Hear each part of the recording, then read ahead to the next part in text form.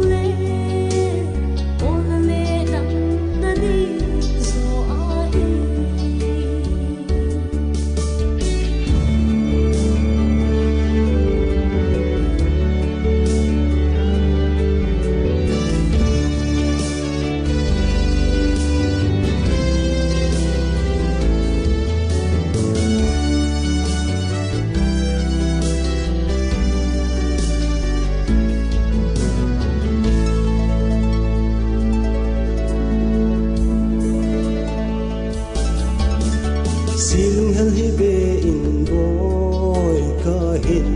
ngai jing ni pa chom khat ken thi na chu nung ti na di lung se ka na ding hi lo ken thi na ding zong hi lo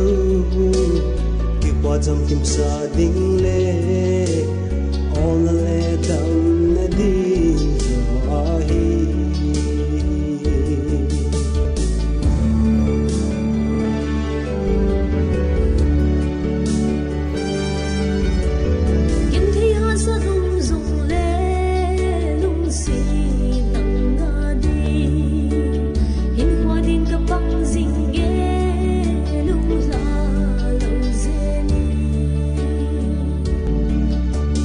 lung sẽ có na ding hi lâu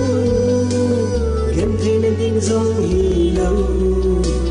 khi qua trong kim sa ding lệ